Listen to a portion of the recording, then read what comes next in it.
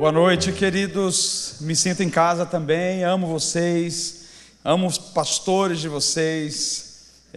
Robson falou legal hoje, não brincou comigo. Eu achei isso, porque ele foi revelado hoje de manhã no culto pelo profeta pelo evangelista que foi usado profeticamente.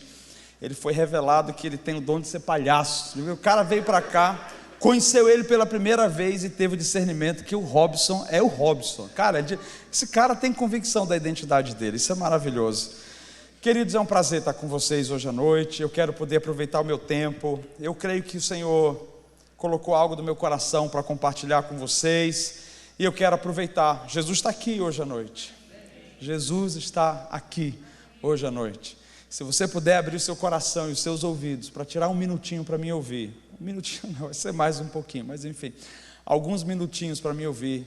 Eu quero poder compartilhar daquilo que Deus tem colocado aqui, sobre a importância da igreja, a importância do que é servir a Jesus, a importância do que foi o ministério de Jesus. E hoje eu quero falar basicamente sobre esse legado que Jesus deixou, que a igreja precisa não apenas relembrar, mas a igreja precisa praticar. Eu quero falar sobre o poder da edificação. Às vezes a gente fala sobre edificar e a gente vê nas escrituras o que significa edificação, mas a edificação ela não é sobre o quanto eu conheço ou entendo a respeito. A edificação é algo prático, ela precisa sair da teoria e se tornar uma ação. Edificação é o ato de levantar pessoas, sempre levantar pessoas, nunca colocar para baixo. Veja, a edificação ela sempre levanta, ela sempre coloca a pessoa em cima, em patamares onde o indivíduo é honrado, o indivíduo é respeitado, o indivíduo é valorizado, a dignidade dele é restaurada. Jesus foi esse tipo de homem, ele era um edificador nato. Tudo que Jesus fazia era para levantar. Eu olho nos evangelhos e vejo que haviam pessoas doentes da alma, enfermas no espírito, isso é, com situações graves, endemoniadas, pessoas pobres, haviam leprosos que todo mundo saía de perto, e no entanto você não vê em nenhum momento Jesus afundando pessoas, ele só levantava pessoas. Quando nós edificamos, ou quando nós nos movemos em edificação, nós tiramos pessoas do ambiente da miséria espiritual, nós tiramos pessoas da rejeição, nós tiramos pessoas da orfandade, nós arrancamos e libertamos pessoas das garras do inferno. O papel de Jesus na sua vida ministerial era justamente deixar um legado, onde a coisa mais importante que a gente precisa aprender na vida é que nós estamos aqui como representante dele para edificar pessoas, isso é, sempre levantar, nunca colocar para baixo, sempre levantar e nunca colocar para baixo. E existem várias maneiras de fazer isso, e eu espero conseguir discorrer com você dentro de um personagem que pouco ouvido, pouco conversado a respeito. Também não quero me aprofundar na vida e na história desse homem, mas eu quero pegar alguns pontos principais e cruciais, para que a gente possa entender sobre o poder da edificação. O que um homem disposto a edificar outro pode fazer na vida de alguém que estava caminhando para o inferno, na vida de alguém que estava caminhando para a desgraça, para a pobreza no geral. Eu quero mostrar para você hoje a vida desse homem chamado Marcos. Talvez você tenha ouvido ou lido até o evangelho de Marcos e percebido algumas coisas, mas esse homem, em jovem, na época que eu quero começar a contar para você, ele tinha um papel muito especial, e o papel dele era, Deus o colocou no meio da igreja, quando a igreja estava começando a ser edificada, quando a igreja começou a ser levantada. Deus trouxe esse jovem dentro de um contexto familiar. A sua mãe, que tinha por nome Maria, era uma mulher considerada próspera. Ela reunia os discípulos ali na casa dela. No momento em que Pedro estava preso, a igreja estava orando, era na casa dessa mulher chamada Maria. E ali estava esse jovem chamado Marcos. Então Marcos estava habituado a ouvir sobre Jesus, estava habituado a ver a sua mãe, que era uma mulher de oração e uma mulher de jejum. Maria dava o exemplo, porque era natural dela. Então a casa dela era o lugar onde os primeiros crentes tiravam tempo para orar. E essa mulher então estava passando um legado para o seu filho, mas ele era apenas um menino, ele não estava envolvido como o construtor daquela igreja, ele estava acompanhando. E por que eu trago para você Marcos nesse momento?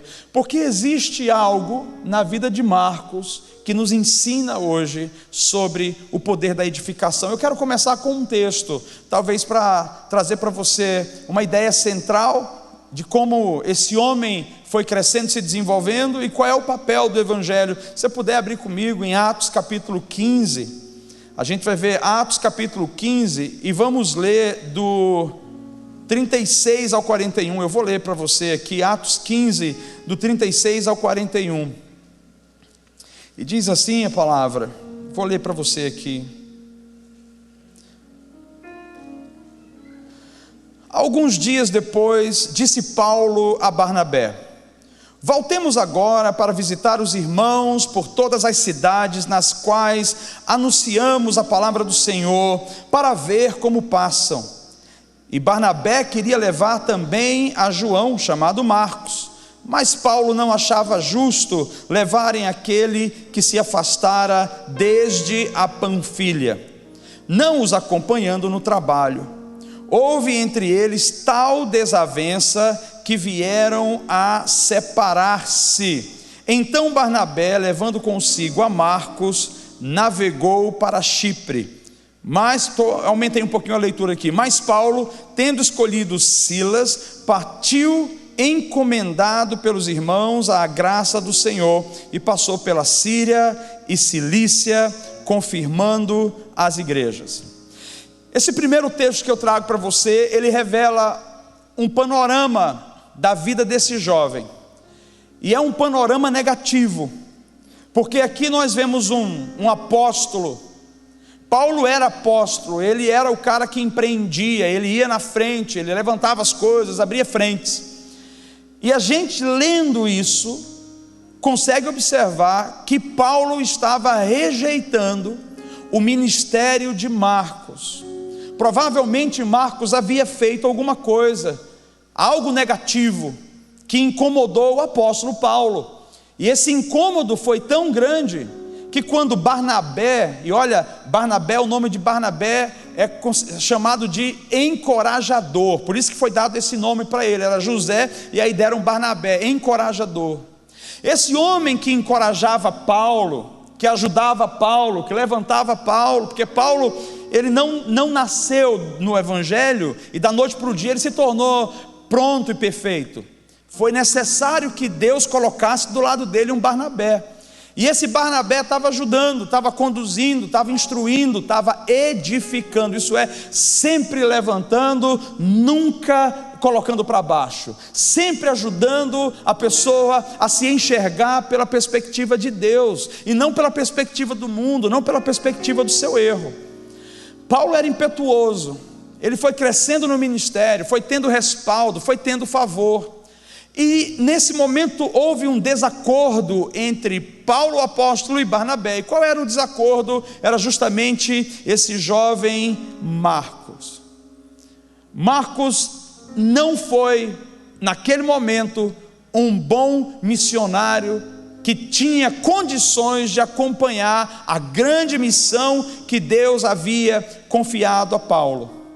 Deixa eu trazer para você, eu estou lendo primeiro esse panorama para você entender como discorre o processo de um homem que começa envolvido numa casa de oração, junto com uma mãe que sustentava a obra, sabia quem era Deus, sabia quem era Jesus, mas era apenas um jovem imaturo que precisava de ajuda, e é por isso que Deus levanta esse outro homem chamado Barnabé.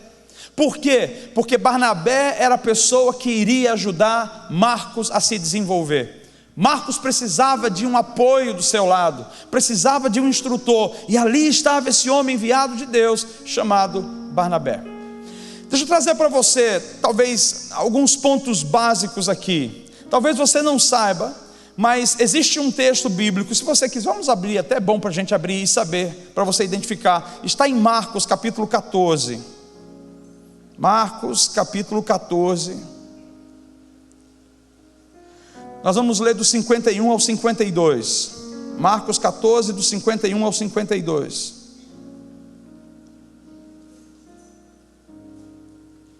Diz assim: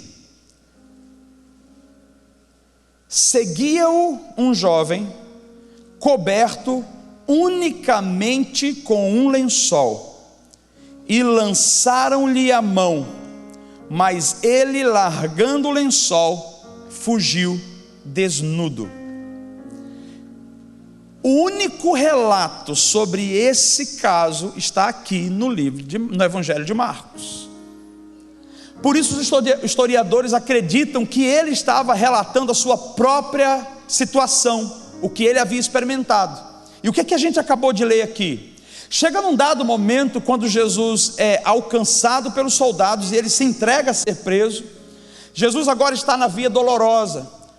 Marcos, porque fazia parte daquele contexto lá atrás, ele fazia parte do contexto de ver o que estava acontecendo, ainda jovem demais, ele levanta e ele vai atrás ver o que estava acontecendo. No meio da noite, da madrugada, houve aquela gritaria, Jesus é levado pela via dolorosa, ele pega um lençol, se enrola e ele vai seguindo Jesus. Os guardas olham e o identificam como um discípulo. Quando o prende, ele não consegue permanecer com Jesus. O medo de ser preso, o medo de ser julgado como Jesus estava sendo julgado e terminar na cruz. Ele fez o que muitos de nós faríamos, ele simplesmente correu. Ele não pensou duas vezes entre a sua própria vida e a sua nudez, isso é, a sua exposição. Então ele saiu correndo, desnudo, diz a Bíblia, e foi embora. Por que eu estou te falando isso aqui? Porque isso aqui revela o que havia no coração desse jovem, o conflito que ele carregava consigo. Havia uma situação no coração de Marcos que fazia com que provavelmente ele não se visse como alguém capaz de encarar alguns desafios, algumas tarefas. Então nós já vemos que nesse processo que ele segue Jesus e quando é pego ele foge, havia algo que estava interminado aqui, algo que não estava completo. Era um menino fujão. Por que será que ele fugia? Por que será que ele não conseguia permanecer no momento em que exigia dele uma responsabilidade, no momento em que era exigido dele um compromisso? Provavelmente esse menino não cresceu, e aí eu posso afirmar pela reação, não estou dando certeza, eu estou avaliando o contexto histórico. Provavelmente esse menino, ao crescer, ele não foi afirmado o suficiente. Pessoas, quando não são edificadas a partir do seio familiar, elas tendem a ser inseguras. Elas podem ser bem dotadas, elas podem ser bonitas, elas podem ter uma boa conversa, uma boa dicção, elas podem ser inteligentes, mas elas olham no espelho como se elas não fossem nada, como se elas não conseguissem. Então chega um momento que elas se deparam no momento decisivo, e ao invés de dar um passo para dizer eu vou permanecer, eu vou conseguir, eu vou cumprir, elas retrocedem. Isso é a falta da edificação.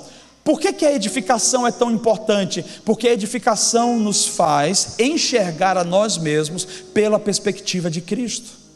Deus, através de Jesus e do Espírito Santo, nunca vai olhar para você e julgar você. Ele não fica na mente dele conspirando contra você. A sua fraqueza não significa nada para ele, porque o poder dele se aperfeiçoa na sua fraqueza. A sua imaturidade não significa nada para ele, porque ele te deu o Espírito Santo, que é o mestre dos mestres, que te ensina todas as coisas. A sua inabilidade de fazer alguma coisa não significa nada para Jesus, para Deus, porque quando Ele olha para você, Ele diz assim: você pode todas as coisas em mim, porque eu te fortaleço. Então em nenhum momento você vai encontrar na Bíblia, nem em nenhuma outra experiência, Deus afundando o homem, colocando o homem para baixo, humilhando, sufocando, sucumbindo o homem. Pelo contrário, Ele sempre levanta. Pessoas que não são edificadas, elas tendem a não completar ciclos. essa edificação, ela não é algo que, enfim, que vai aparecer como mágica. A edificação é um processo intencional. A edificação é um processo de Deus. Eu preciso entender primeiro quem eu sou. Entendendo quem eu sou, então eu posso edificar. Falava agora com a Kate, que é uma das pastoras da igreja, que está com a nossa equipe aqui, onde eu dizia para ela, talvez o grande risco nosso como ser humano, é que às vezes a gente olha para as pessoas estabelecendo expectativas, e olha, quando nós colocamos expectativas, nós esperamos um retorno, e às vezes as pessoas não vão conseguir nos retornar, ou melhor, não vão conseguir suprir as nossas expectativas. Em algum momento você vai falhar como esposo, em algum momento você vai falhar como esposa, em algum momento você vai falhar como chefe, como pastor. E nesse processo que a gente falha, enfim, eu estou frustrando alguém que esperava algo de mim. Só que quando eu olho para a vida de Jesus, que para mim foi o maior edificador de todos, em nenhum momento eu vejo Jesus esperando de nós alguma coisa. É tão tal que ele morreu na cruz, e a Bíblia diz que ele nos amou primeiro. Isso é, ele não esperou que eu o amasse para então ele retribuir. Ele me amou e aí ele me deu a oportunidade de retribuir em amor. Então, quando eu olho para Jesus, eu vejo que ele curava as pessoas, ele não esperava receber um dinheiro de volta. Eu vejo que ele falava com pessoas, ele tirava pessoas do lamaçal, e ele não estava esperando reconhecimento.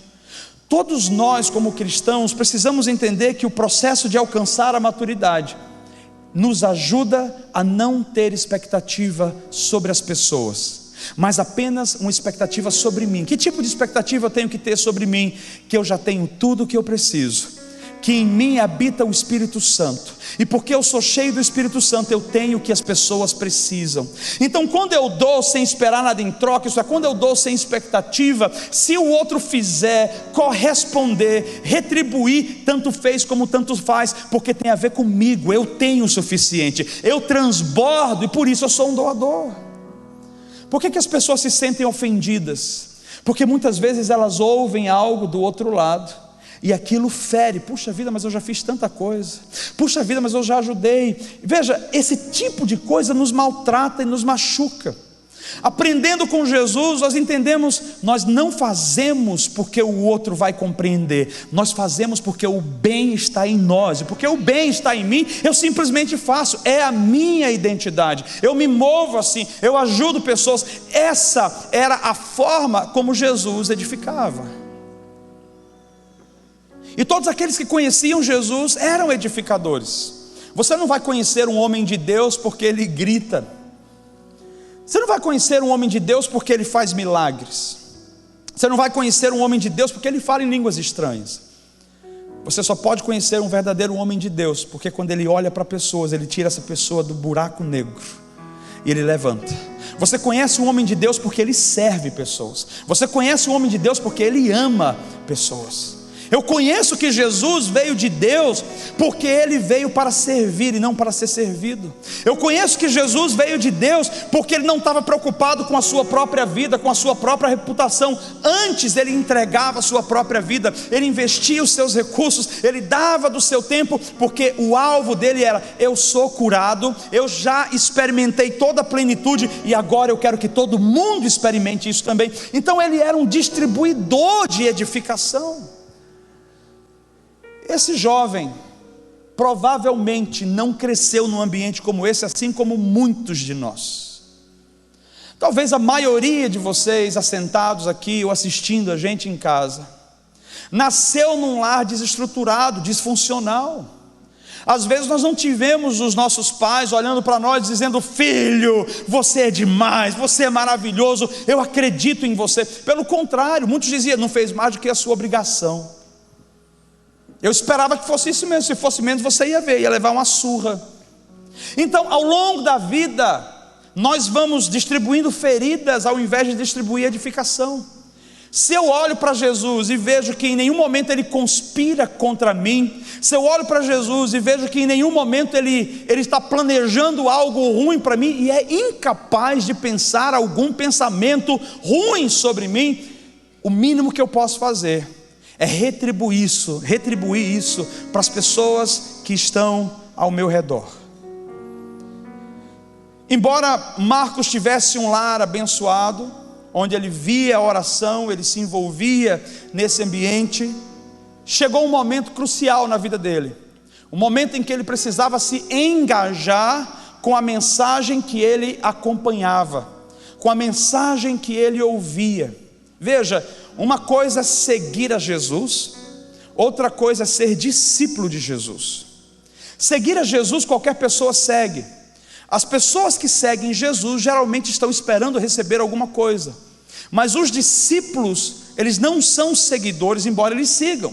Os discípulos não estão ali para receber, os discípulos estão ali para reproduzir o que eles estão vendo, para reproduzir o que o mestre está fazendo. Então nós talvez temos que estabelecer se nós somos seguidores ou se nós somos discípulos. Não é esperado de que um seguidor seja um edificador, porque ele não tem compromisso com a mensagem do reino ou do rei. Mas todo discípulo, ele precisa ter compromisso com essa mensagem. Todo discípulo precisa viver nos passos do seu mestre. E eu disse para você, é tão simples, e a gente ouve, a gente estuda sobre isso, mas a questão toda é que chega um momento prático, que nós precisamos colocar em ação aquilo que sempre temos ouvido. E agora entra um dos momentos cruciais, não precisa abrir, que está em Atos capítulo 12, no versículo 25, quando Paulo e Barnabé iriam fazer uma viagem, e simplesmente nessa viagem, esse jovem chamado Marcos, no momento decisivo que era para ir uma milha a mais, ele desiste. E a forma que a palavra mostra aqui é que foi uma coisa repentina. Ele simplesmente abriu mão e falou: não vou, e ele correu, foi embora. Barnabé era edificador, então deve ter ficado pensando: o que será que aconteceu? Preciso voltar a encontrar esse menino. Paulo, por sua vez, o texto continua e não fala mais nada. Paulo já entra num outro nível, ele vira a chave, cara, deixou, ficou para trás, cada um com seus problemas, e ele segue o barco. Gostaria de chamar a atenção para esse homem chamado Paulo também, porque não é porque Paulo era um apóstolo que tinha recebido revelação de Jesus que ele estava pronto, que ele era perfeito. Ele também era um homem em aperfeiçoamento. Nós estamos vendo dois cenários: a imaturidade de um homem, de um jovem, que no momento crucial, onde havia sido dado a ele a oportunidade de seguir além, numa missão, ele desistiu e abandonou a equipe. Não é fácil, quando você tem um projeto, você está andando, e do nada, a pessoa que você confiou, investiu ali, ela fala: estou indo embora, e abandona e deixa você para trás. É difícil porque desfalca. E quando há um desfalque como esse, pesa no ombro de alguém, vai pesar sobre alguém, alguém vai levar um peso maior, alguém vai pagar uma conta e meia, porque você deixou, o negócio vai ficar mais difícil. Deus sempre vai ajudar, amém por isso, mas nós temos que entender que chega um momento que Deus exige de nós um posicionamento, um compromisso diante da missão que Ele entregou para nós. E o ministério, por mais que seja maravilhoso, ele é árduo também.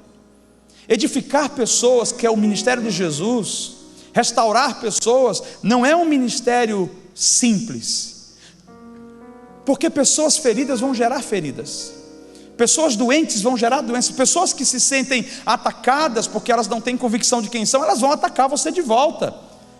É a lei, olho por olho, dente por dente. Essas pessoas, quando você serve da melhor maneira possível, elas te retribuem com aquilo que já está no coração dela. O problema não é esse, o problema é que quando eu devolver aquilo que ela me deu, se vier do jeito dela, então é preocupante. O que tem no meu coração? Então, independente do que liberam para mim, a minha resposta precisa ser sempre a resposta de Jesus. Eu preciso sempre amar pessoas, eu preciso sempre edificar pessoas, porque existe um poder na edificação.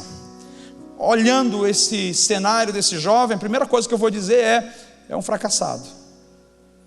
É um fracassado que não merece mais oportunidade. Talvez eu, no meu ímpeto, se fosse Paulo, eu diria: tá bom, cara, eu dei a oportunidade, você não quer? Esquece, eu não quero saber mais de você, some daqui. E aí eu quero pegar esse perfil de Paulo. Ele era um pai, um apóstolo, ele tem essa figura paternal, de cuidar, de dar direção, de apontar o destino.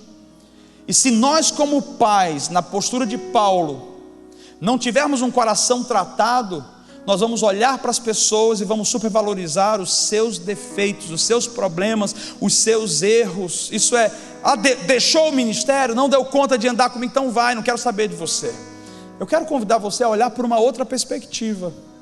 E a perspectiva da edificação, ela faz o seguinte, ela faz uma pergunta simples, que pode ser uma pergunta que vai livrar você de julgamento ou de condenar o outro. E a pergunta é: por que será que ele fez o que fez? Porque quando eu pergunto por que será que ele fez o que fez, eu tiro o meu foco da identidade da pessoa e eu coloco o foco em o que é que levou ele a fazer isso.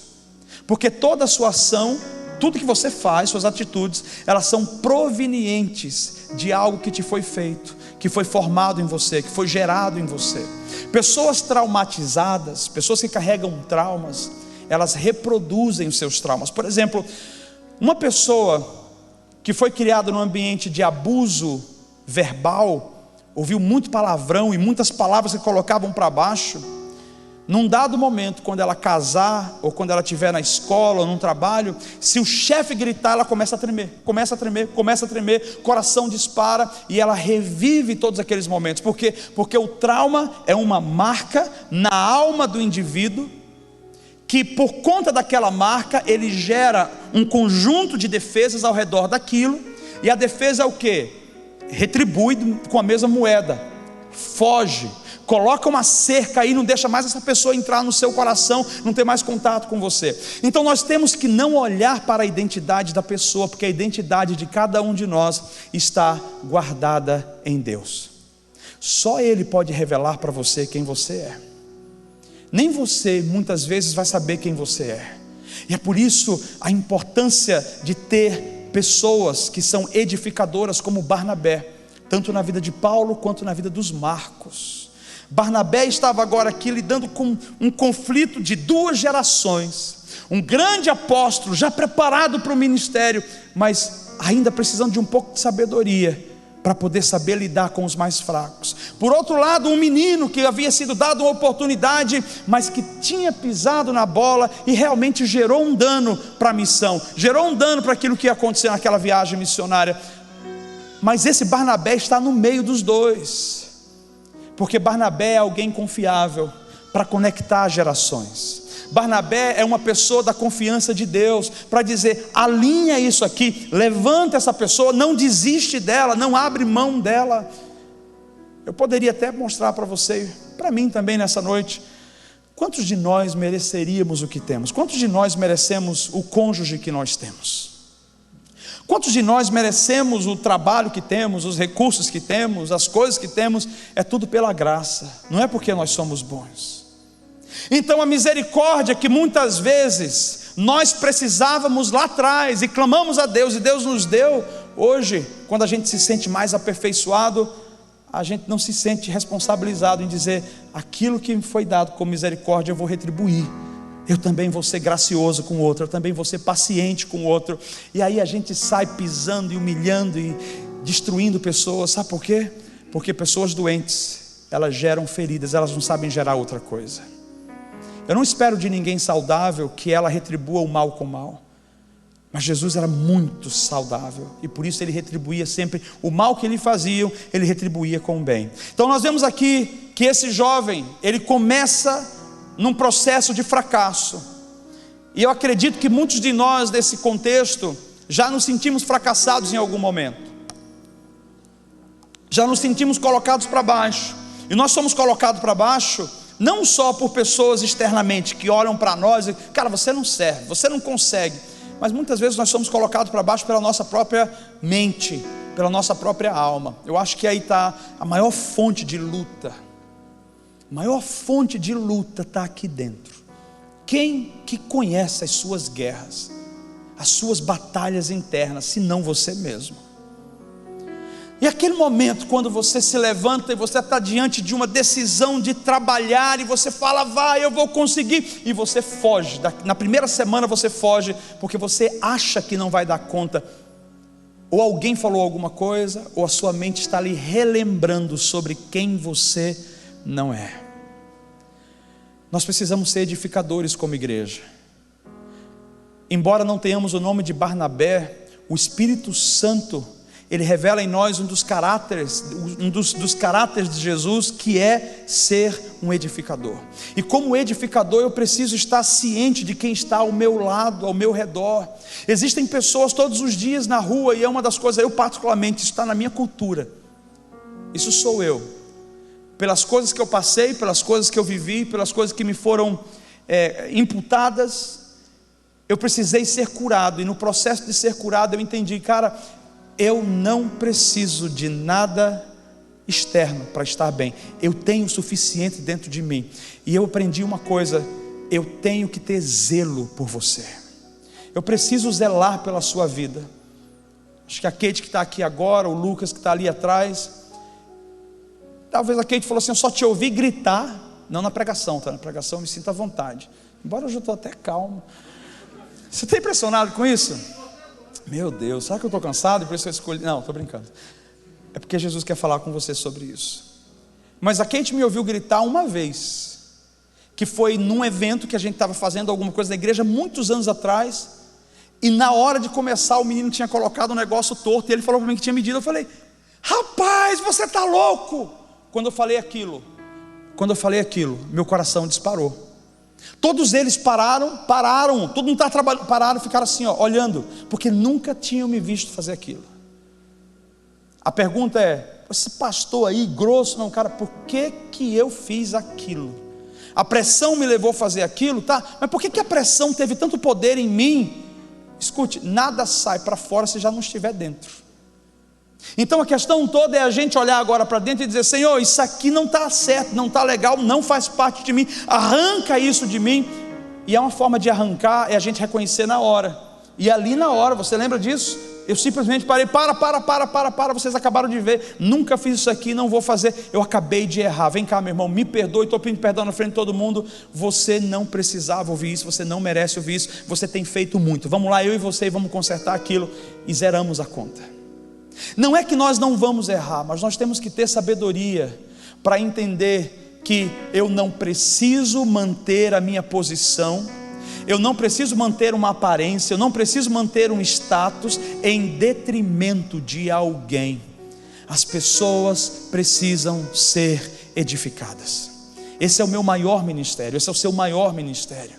É daí que flui o amor. Como que o mundo vai conhecer o amor se nós não amamos? Então esse jovem fracassa. Por conta do fracasso dele, Barnabé precisou se posicionar. E o posicionamento de Barnabé foi com o mais fraco, claro, obviamente. Imagina, Paulo falou assim, cara, ele recebeu uma segunda oportunidade. Qual foi a oportunidade?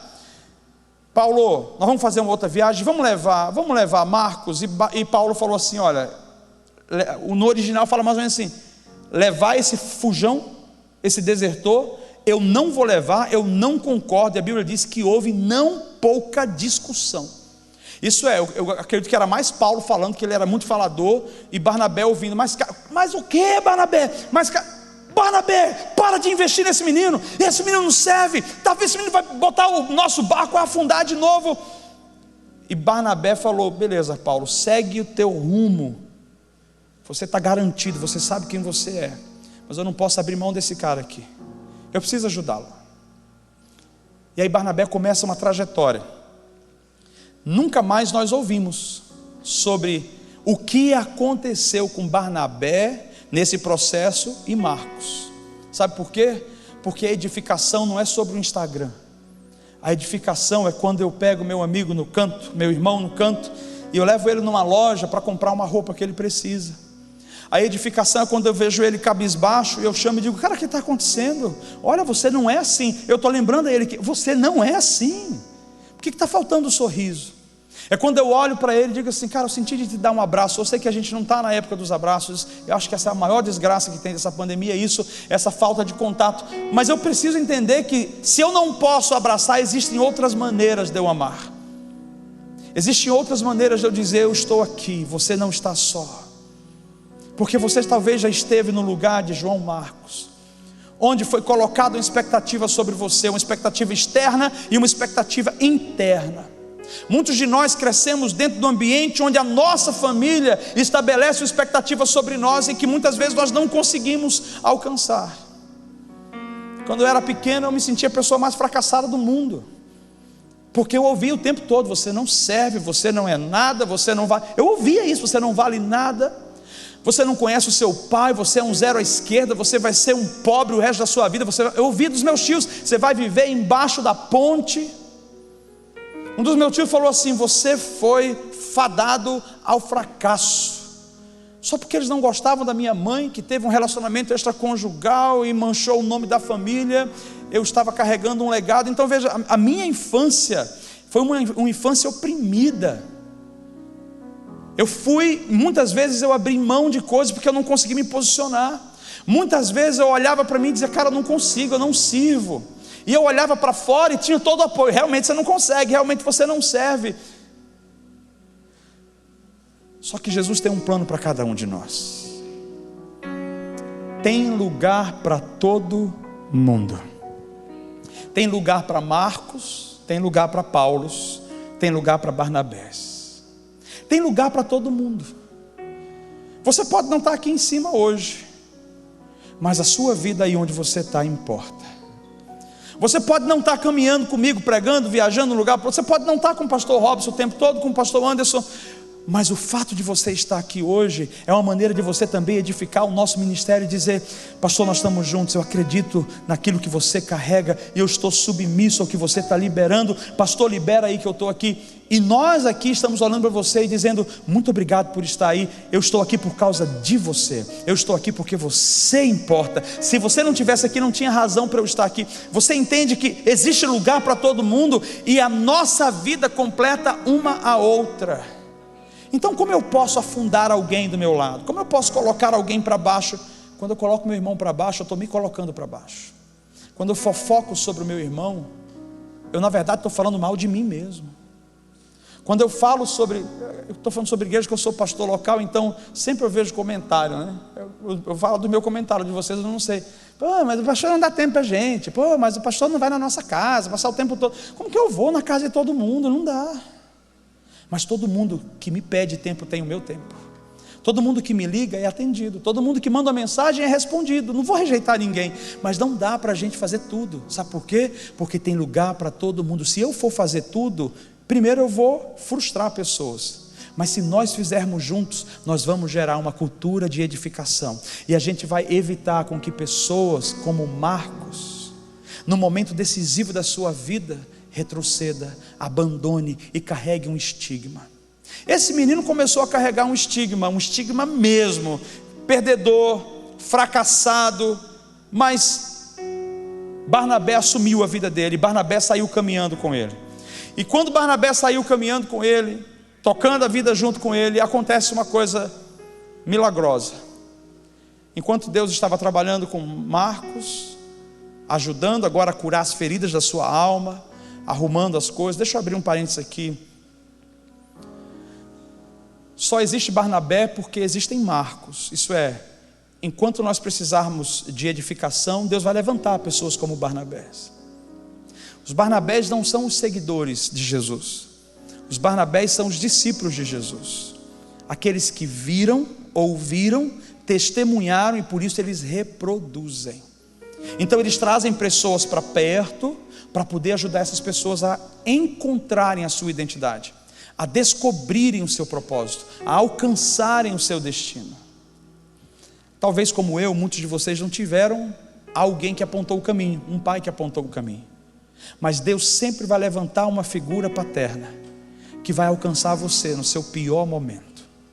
E eu digo para você, já vou te alertando, quando levanta-se uma figura paterna, muitas vezes você pode correlacionar essa figura, que hoje é uma figura positiva, com aquela figura negativa que passou na tua vida. E aquela figura negativa que passou na tua vida, ela revive no corpo desse outro. Você vendo, você fala: meu Deus, vai fazer de novo comigo, vai me oprimir, vai gritar comigo. A nossa tendência é rejeitar a figura, porque a gente olha para a identidade que nos marcou lá atrás. A gente vê as marcas, a gente julga. Todo pastor é igual, todo homem trai, toda mulher é faladora. A gente coloca estigma. Então como que a gente vai ser curado se nós não enfrentamos e encaramos a realidade de que estamos doentes, e que não é sobre o outro, é sobre mim. O processo da edificação é uma via de mão dupla. É alguém que levanta você, mas é o processo de você se deixar ser levantado. Se Marcos não se deixasse ser levantado, ele iria ficar prostrado para sempre. Como existem pessoas que estão prostradas e por isso saem da comunhão e do convívio. Hebreus diz assim, Hebreus capítulo 10, 9, não deixando, irmãos, de vos congregar, como muitos fizeram. Isso é, muitos de nós saímos daqui porque a gente entrou e ninguém olhou para nós, então a gente vai embora. Só que 2 problemas, realmente. Nós como igreja, às vezes estamos tão doentes, a gente vem para cá para buscar cura, que a gente esquece que nós já temos cura. Você não está aqui para assistir um culto, você não está aqui para receber mais algo novo, você está aqui para doar, porque a maneira de receber no reino é doando. A Bíblia diz o quê? É melhor dar do que receber. Então você quer receber de verdade? Não vem para cá receber, vem para cá doar. Quando você vem para cá receber, você vai sair daqui provavelmente um pouquinho mais vazio do que você entrou, porque o seu objetivo não era puro. Seu objetivo era, eu estou aqui para me aproveitar de uma oportunidade. Mas quando você chega doando, a Bíblia diz que todo doador recebe mais. Então quando você se esvazia, Ele coloca mais dentro de você. Então algumas pessoas entram realmente, e quando nós não somos sarados, a gente olha ao nosso redor e a gente fala o quê? Pô, cara, eu não vou levantar ali para dar lugar para essa pessoa não. Eu quiser chegar mais cedo aqui, eu fui o primeiro da lista que coloquei o meu nome lá. Cara, é um visitante, não é sobre você. Vai lá, levanta e dá lugar. Faz como teus pastores fazem, faz como Jesus faria, abraça as pessoas. Você nota que quando nós andamos em edificação, nós sempre vamos observar ao nosso redor com um olhar pastoral. Nós vamos levantar pessoas. Uma das características que eu creio que eu carrego comigo, eu acho que é a minha parte pastoral. Eu não sou tão pastor. Eu amo pessoas, mas eu não sou tão pastor. Eu gostaria de ser mais pastor, até tenho um conflito com isso. Enfim, mas eu consigo olhar para as pessoas e consigo me importar com elas. Eu consigo olhar para as pessoas e ver se não está bem, por que não está bem, deixa eu perguntar o que é que eu posso fazer. Só que todos nós temos o mesmo espírito de edificação. Então todos nós temos a responsabilidade de olhar quem está do seu lado. Olha aí agora quem está do seu lado. Olha quem está do seu lado. Você viu que você sentou aqui e que provavelmente você não se importou hoje à noite em olhar para a pessoa e dizer assim, você está bem mesmo? Você está bem? Está tudo certo aí? E a gente não pergunta, sabe por quê? Porque a gente precisa comer, a gente veio para cá para receber, vai vir o poder, vai vir a unção. Calma, é dando que se recebe. É quando você se esvazia que você se enche. A edificação não é sobre o quanto eu recebo, a edificação é sobre o quanto eu dou. A gente precisa prestar mais atenção, nós precisamos prestar mais atenção. Se Barnabé não fosse o edificador, ele não teria prestado atenção em Marcos, e Marcos teria perdido a sua jornada. Por quê? Porque as pessoas vão errar, mas não é porque elas erraram que elas não têm um lugar no reino. Nós só precisamos ajustar. Eu poderia ser um fracassado hoje, a Kate poderia ser um fracassado, o pastor Robson poderia ser um fracassado. Alguém investiu em mim, alguém investiu neles, alguém tem investido em você.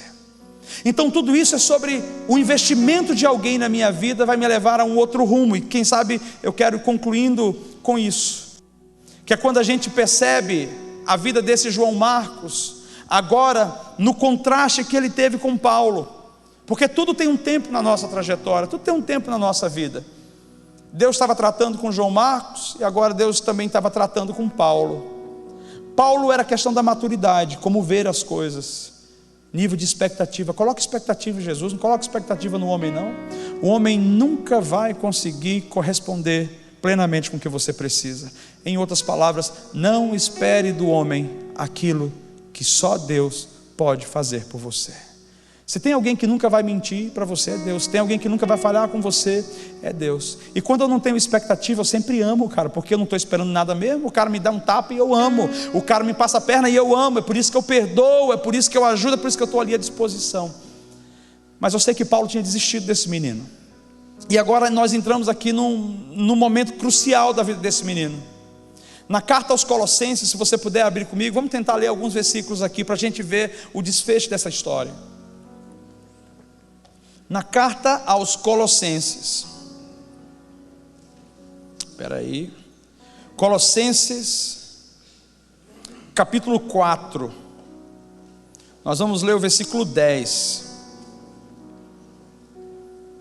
Saúda-vos Aristarco, prisioneiro comigo, e Marcos, primo de Barnabé, sobre quem recebestes instruções.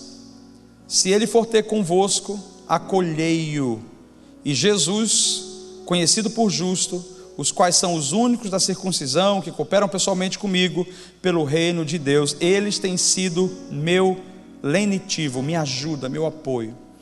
Aqui em Colossenses, Paulo começa a mencionar sobre João Marcos. Eles não estavam totalmente juntos, mas o trabalho da edificação de Barnabé na vida de João Marcos fez com que João Marcos assumisse o seu lugar no reino. Talvez João Marcos não era para caminhar diretamente com Paulo naquela época.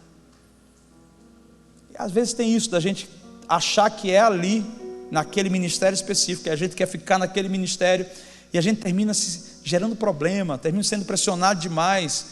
Às vezes a gente tem que procurar o nosso lugar. O lugar dele era com Barnabé, edificando a igreja. Veja, o fim era o mesmo, era edificar a igreja, mas cada um num lugar. Então aqui nós vemos aos Colossenses, ele dizendo: lembra de João Marcos, recebe João Marcos, que já tem instruído vocês. Significa que esse menino foi crescendo em maturidade.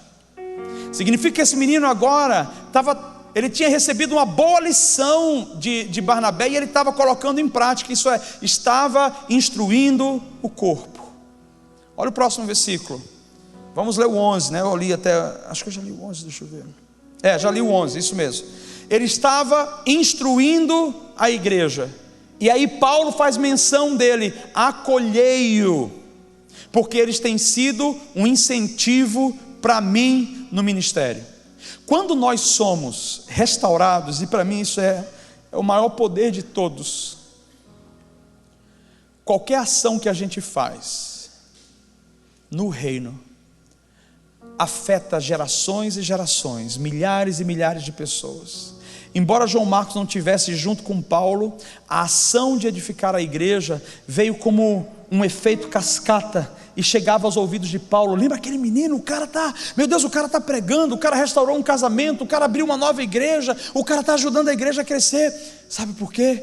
Porque o poder da restauração é um grande testemunho que vai influenciando e impactando gerações à frente, famílias à frente. Por que Deus quer tanto nos restaurar?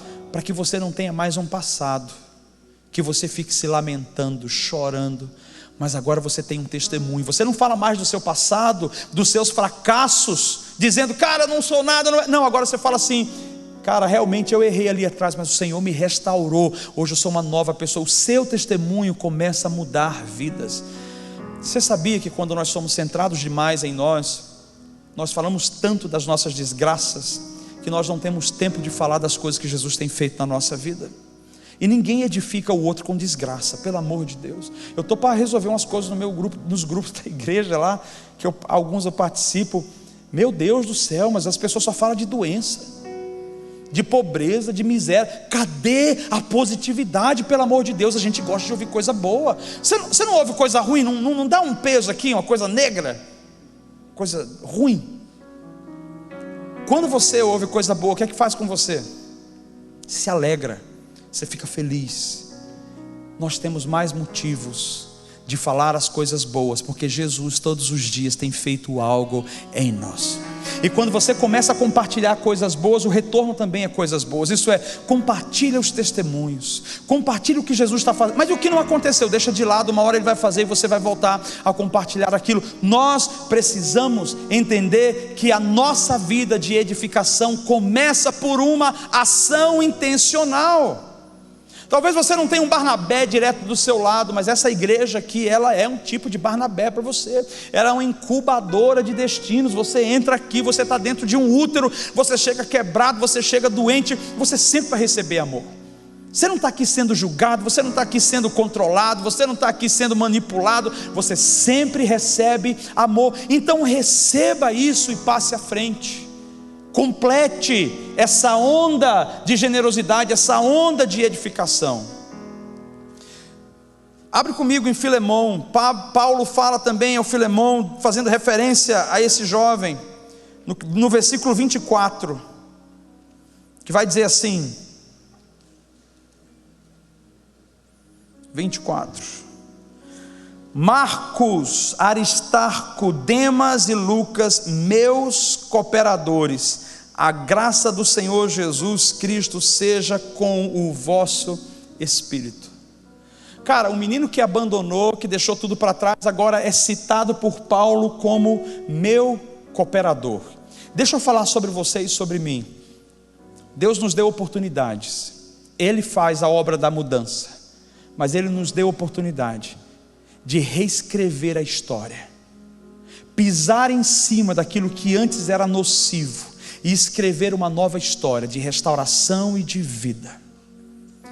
Quando nós escrevemos essa nova história, muitas vezes as pessoas que antes colocaram estigma sobre nós, elas são obrigadas a mudar o que elas pensaram sobre você, porque você se posicionou na sua identidade. Aqui Marcos, que era conhecido como um desertor, agora Paulo já começou a chamá-lo de meu cooperador, isso é, aquele que tem me ajudado, aquele que tem contribuído com a minha vida. Jesus não chamou você para ser uma pedra de tropeço. E é certo que muitos de nós, por conta dos nossos problemas, das nossas doenças, terminamos nos tornando uma pedra de tropeço. Jesus chamou você para ser cooperador, para ajudar pessoas, para levantar pessoas, para colocar pessoas para cima. Nós já vamos fazer algo prático com relação a isso. Eu quero finalizar aqui, 2 Timóteo capítulo 4, versículo 11. 2 Timóteo capítulo 4, versículo 11. Olha o que Paulo diz: somente Lucas está comigo, toma contigo Marcos e traze-o, pois me é útil para o ministério. Não sei se você sabe, mas esse momento aqui era um momento obscuro na vida do apóstolo Paulo. O momento em que ele se desconectou daquele jovem Marcos era o momento do auge dele. Lá estava Paulo fluindo, caminhando, Deus dando respaldo, sinais, prodígios e maravilhas. Aqui Paulo já estava avançado em idade, dentro de uma prisão fria, de um ambiente hostil, prestes a morrer. E naquele ambiente ele olha para si. E é nesse ambiente, quando a gente está sozinho, que a gente pensa, quem realmente está conosco?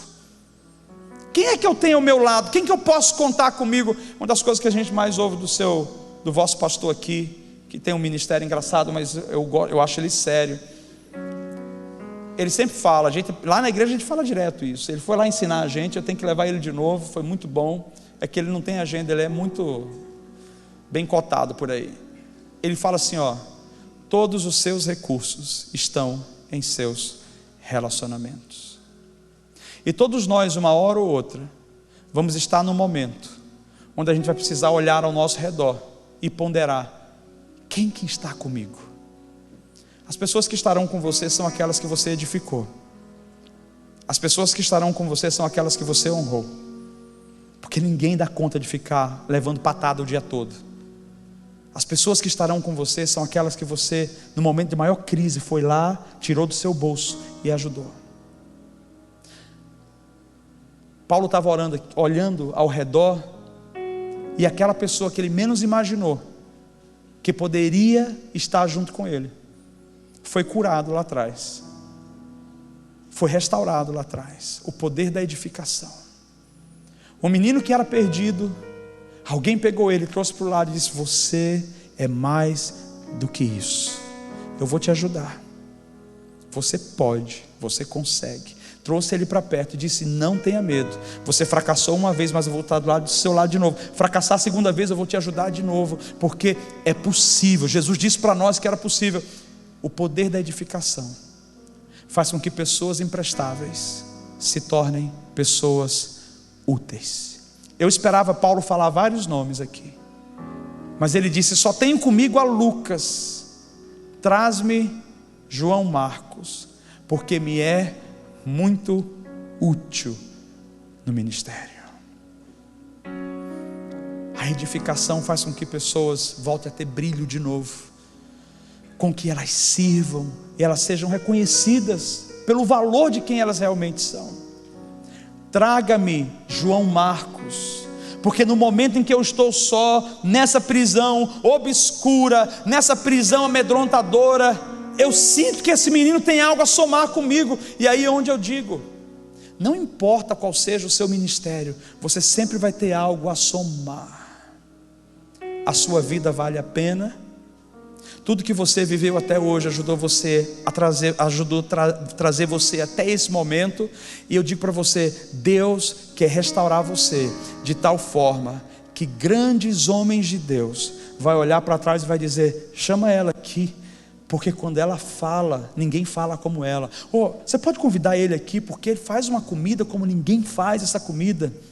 Esse cara é um cooperador como ninguém.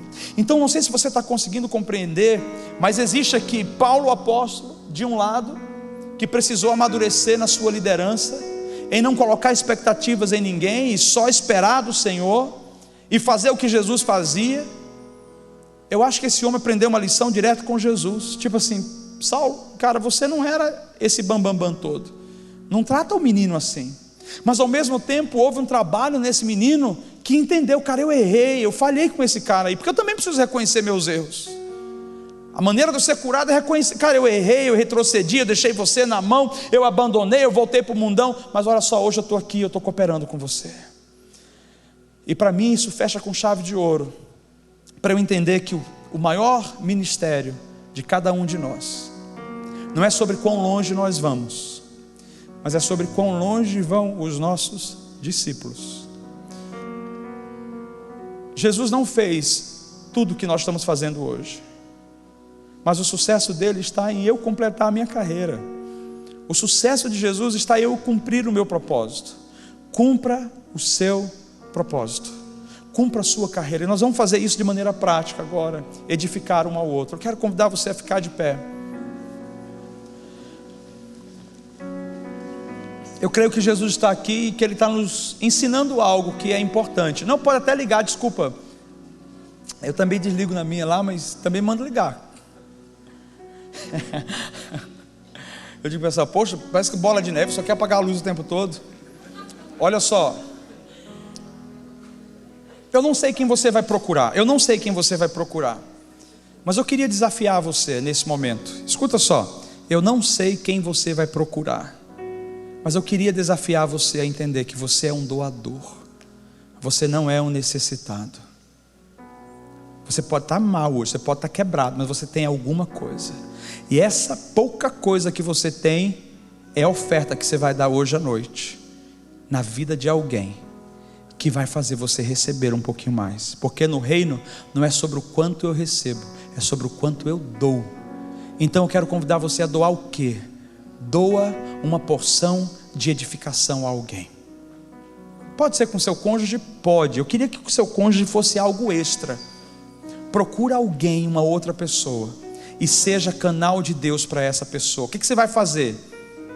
Você vai procurar. Eita, derrubou o chimarrão, meu Deus, que desperdício, é um sacrilégio. Você vai procurar.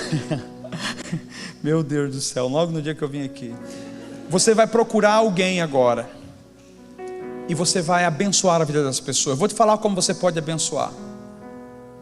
Faz o seguinte: homem com homem, mulher com mulher, para não confundir o que eu vou falar aqui. Fala assim: cara, você é uma bênção, a sua vida vale a pena. Ou se você conhece a pessoa, fala sobre uma qualidade dela. Às vezes a mão no ombro, só em dizer assim: olha só, eu acredito em você, Jesus tem um projeto para você. Ou às vezes você tem uma palavra profética, você libera. Mas eu não queria que nenhum de nós ficássemos só como receptores hoje. Eu gostaria que a gente fosse doador. Porque se você quiser sair daqui abastecido, eu quero te dar a oportunidade. Eu estou te dando a oportunidade de ofertar agora. Ofertar algo que você tem, por menor que seja, na vida de alguém. Vamos fazer isso? Posso contar com vocês? Oi, até cortaram o microfone. Posso contar com vocês? Sai do seu lugar, encontre alguém e edifique a vida dessa pessoa. Vamos lá, não importa se você não conhece ela, edifica, começa a praticar o ministério de Jesus nessa noite.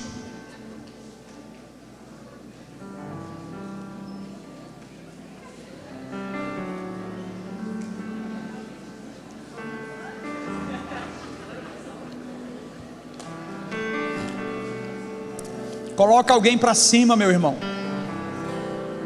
Mostra para essa pessoa que a vida dela tem valor. Sua vida vale a pena. Você é importante. Você é especial. Jesus te ama. Não desista. Não desista. Não pare agora. Se você for embora, nós vamos perder um pouco do que somos hoje. Então fica com a gente. Permanece aí. Fica firme. Amamos você. Se por um acaso você edificou e você vê que tem alguém que está sozinho, vai lá, pega essa pessoa e fala com ela. Temos 2 minutos para isso.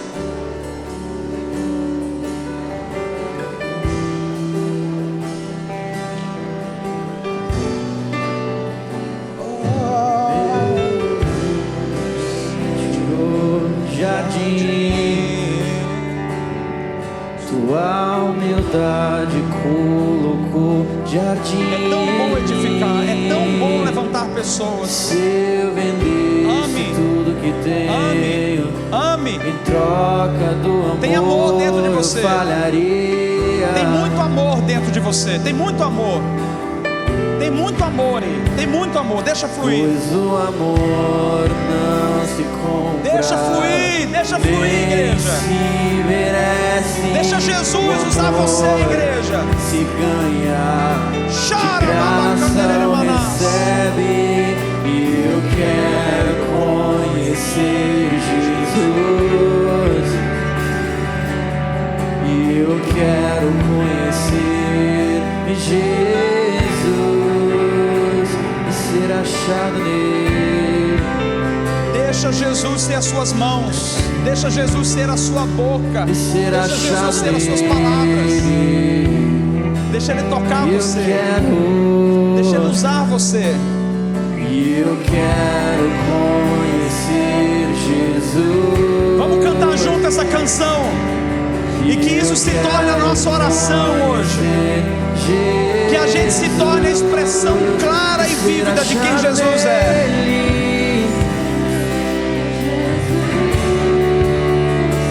Diz isso pra Ele.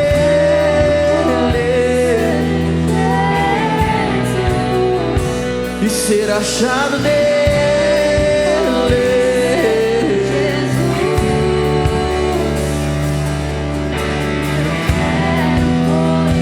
Vamos adorar ao Senhor. Se você puder continuar edificando, continue. Jesus está aqui. O óleo do Espírito Santo está aqui. Se você lembrar de alguém que está afastado do nosso meio, liga para ela, manda uma mensagem, manda agora uma mensagem. Fala, lembrei de você, eu amo você, volta para o nosso meio. Deus abençoe.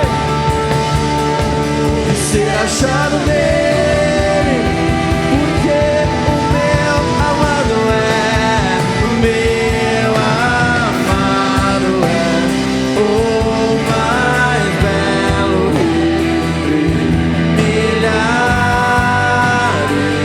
e milhares.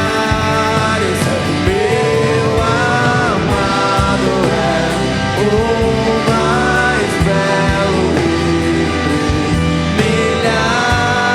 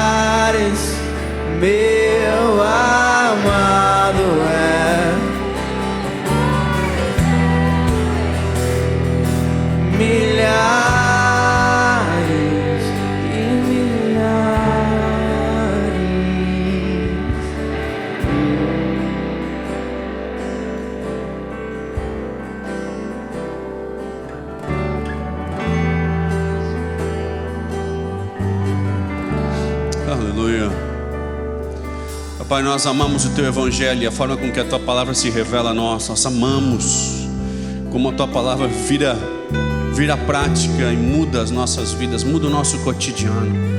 Obrigado, Pai, porque a Tua palavra ela é revelada, ela é nova, ela é viva, ela é verdadeira. Papai, nós te amamos.